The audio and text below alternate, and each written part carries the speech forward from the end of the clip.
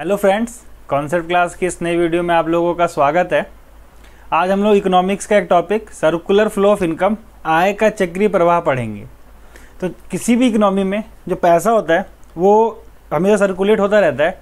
किस तरीके से सर्कुलेट होता है, क्या चीज़ें किस तरीके से उस फैक्टर को जनरेट करती हैं कि इनकम आए और एक्सपेंडिचर हो, मतलब आय हो और खर्चा भी हो, व्यय हो। इन्हीं सब चीज़ों को आज की वीडियो में समझेंगे और अपने कॉन्सेप्ट को क्लियर करेंगे। तो चलिए शुरू करते हैं। किसी भी अर्थव्यवस्था में तीन चीज़ें बहुत इंपॉर्टेंट होती हैं। पहला होता है हमारा प्रोडक्शन, मतलब इसका होता है उत्पादन। दूसरी चीज़ होती है हमारी इनकम जनरेशन, मतलब यहाँ पे इसको समझ सकते हैं आय होती है।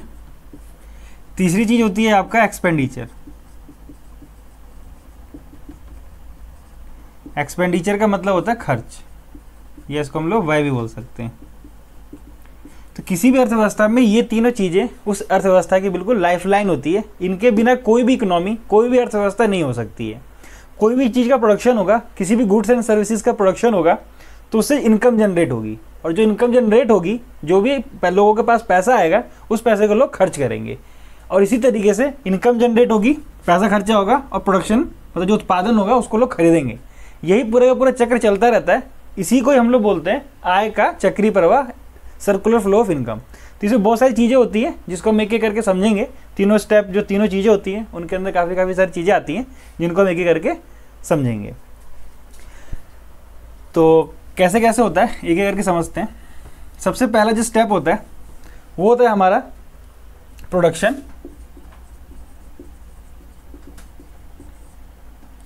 DUCTI। प्रोडक्शन का मतलब हमने बताया अभी उत्पादन।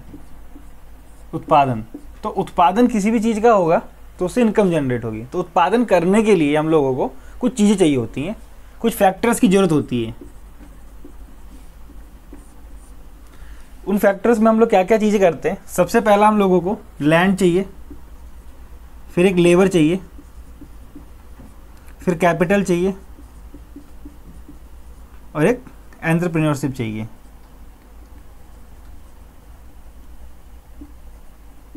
एंटरप्रेन्योरशिप, तो लैंड, लेबर, कैपिटल, एंटरप्रेन्योरशिप, यही हमारे होते हैं फैक्टर ऑफ प्रोडक्शन, मतलब उत्पादन के कारक। इन्हीं चीज़ों से उत्पादन होगा। कोई भी हम लोग काम करेंगे, कोई भी इकोनॉमिक एक्टिविटी करेंगे तो सबसे पहले हमको चाहिए होगी लैंड, ज़मीन। कहाँ पे, जहाँ पे हम लोग उत्पादन करेंगे वहाँ वो किसी ज़मीन पे होगी, किसी जगह पे होगी, तो हम लोग को वहाँ पे लैंड चाहिए होगा एक, अपनी फैक्ट्री को, अपने प्रोडक्शन यूनिट को इस्टेब्लिश करने के लिए। फिर वहाँ पे काम करने वाले लेबर चाहिए होंगे हमको, जो कि उस जगह पे काम करेंगे।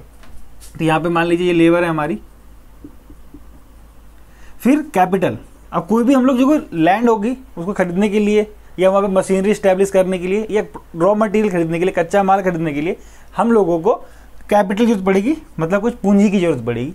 और लास्ट में हमारा एंटरप्रेन्योरशिप होता है, उद्यमिता। इसका क्या मतलब है कि कोई ये सारा का सारा काम करने के लिए रिस्क टेकिंग कैपेबिलिटी चाहिए, एक ऐसा आदमी चाहिए जो ये सारी के सारे फैक्टर प्रोडक्शन को एक जगह कर सके, तो उसको हम लोग कहते हैं एंटरप्रेन्योरशिप। तो उद्यमिता चाहिए। जब ये सारे के सारे फैक्टर प्रोडक्शन कहीं पे भी आएंगे तब वहाँ पे प्रोडक्शन चालू हो जाएगा गुड्स एंड सर्विसेज का, मतलब वहाँ पे वस्तुओं और सेवाओं का उत्पादन शुरू हो जाएगा। तो सबसे पहला चरण होता है चक्रीय प्रवाह का, फैक्टर ऑफ प्रोडक्शन, जिसको हम लोग उत्पादन कहते हैं। उत्पादन होने के लिए ये चारों चीज़ों की हमें ज़रूरत पड़ती है। जब दूसरे स्टेप में आते हैं तो दूसरे स्टेप में हमारा होता है जनरेशन ऑफ इनकम। तो समझते हैं इसको। दूसरा स्टेप जो होता है हमारा वो होता है जनरेशन ऑफ इनकम ना, आय का जनरेशन होता है, मतलब आय होती है वहाँ पे। तो हम लोगों ने देखा कि जो फैक्टर ऑफ प्रोडक्शन होता है वहाँ पे ये चारों चीज़ें जरूरत होती है, और इन फैक्टर ऑफ प्रोडक्शन पे ही हम लोगों को पैसा मिलता है। जैसे लैंड होगा, ज़मीन होगी, तो उसका हम लोगों को रेंट मिलेगा, मतलब किराया मिलेगा। जो भी ज़मीन होती है उसका हमें कुछ किराया मिलता है, वो हो गया हमारा रेंट। लेबर होगी, जो भी आदमी वहाँ पे मेहनत करेगा उसको वहाँ पे सैलरी मिलेगी या उसको वेज मिलेगा, मतलब उसको तनख्वाह मिलेगी या फिर उसको दिहाड़ी मिलेगी, जिस तरीके से उसका एग्रीमेंट होगा। कैपिटल होगा, जो भी उसको पूंजी लगाया उस पर उसको इंटरेस्ट मिलेगा, मतलब उसको ब्याज मिलेगा उस पैसे का। और जो एंटरप्रेन्योरशिप होगा, जो भी वो आदमी वहाँ पे जो मेहनत कर रहा है, जो मतलब ये सारी चीज़ों को एक जगह इकट्ठा कर रहा है, उसको वहाँ पे मिलेगा प्रॉफिट।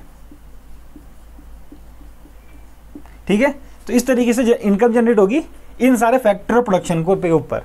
तो लैंड होगी, ज़मीन है तो उसके ऊपर हमको रेंट मिलेगा, लेबर है तो उसको सैलरी और वेजेस मिलेंगे, कैपिटल लगाई किसी ने उसको इंटरेस्ट मिलेगा, ब्याज मिलेगा उसके ऊपर, एंटरप्रेन्योरशिप है तो उसको प्रॉफिट मिलेगा। यहाँ पे हम कैपिटल पे इंटरेस्ट के साथ डिविडेंड भी मिल सकता है, जैसा उसका एग्रीमेंट होगा डिविडेंड मिल सकता है, आय का कुछ अंश मिल सकता है, लाभांश मिल सकता है। तो ये सारी की सारी चीज़ें गई जिसको हम लोग बोलेंगे फैक्टर ऑफ प्रोडक्शन।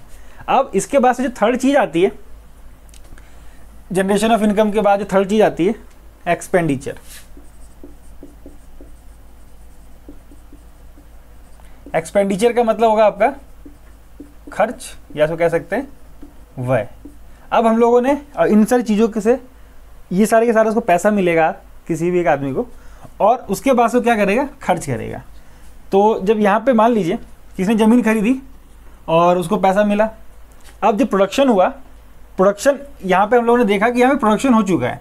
अब प्रोडक्शन किसी भी चीज़ का हो सकता है, कोई भी गुड्स का, कोई भी सर्विसेज का, शू बना सकता है आदमी, कपड़े बना सकता है, बोतल बना सकता है, कोल्ड ड्रिंक बना सकता है, कुछ भी चीज़ का प्रोडक्शन हो सकता है।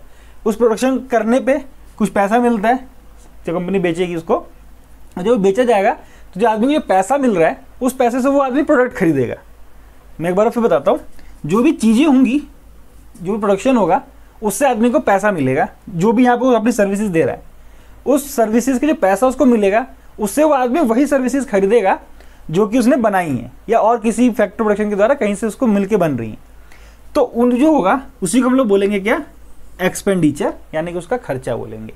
तो रेंट हो गया, ये भी हमारा खर्च होगा, और इस तरह की सारी सारी चीज़ें खर्च होंगी। जो भी जैसे कि सारे लोग हैं ना, कुछ आदमियों को रेंट मिल रहा है, कुछ आदमियों को सैलरी मिल रही है, कुछ आदमियों को इंटरेस्ट डिविडेंड मिल रहा है, किसी को प्रॉफिट मिल रहा है। तो ये सारे के सारे लोग इकोनॉमी में जब सब पैसा आ जाएगा तो उनको फिर खर्च करेंगे, और इन्हीं खर्च को ही हम लोग बोलते हैं क्या, एक्सपेंडिचर। और ये तीनों चीज़ें जो मिलती हैं तो आय का चक्रीय प्रवाह बनता है। अब मैं उसको समझाता हूँ, पूरा रफ कर देता हूँ।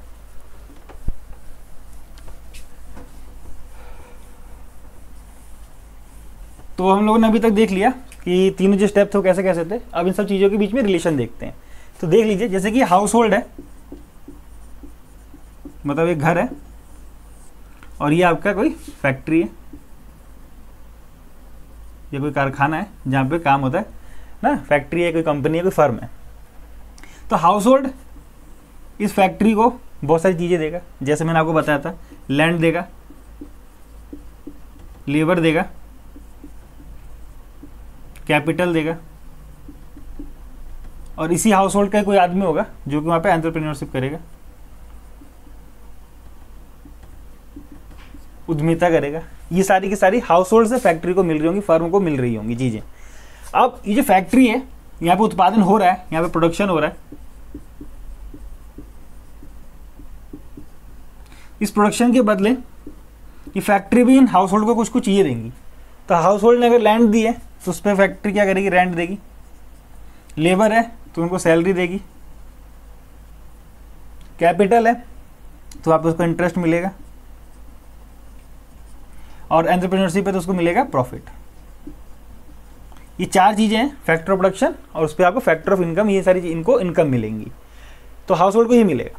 तो ये पैसा होगा, ये जो एक तरीके से पैसे की फॉर्म में आएगा, और ये जो पैसा होगा जो फैक्ट्री का प्रोडक्शन है, जैसे कि मान लीजिए यहाँ पे मैगी बनती है, ठीक है, यहाँ पे मान लीजिए शू बनते हैं, क्लोथ्स बनते हैं, ठीक है, यहाँ पे XYZ कोई भी चीज़ बनती है।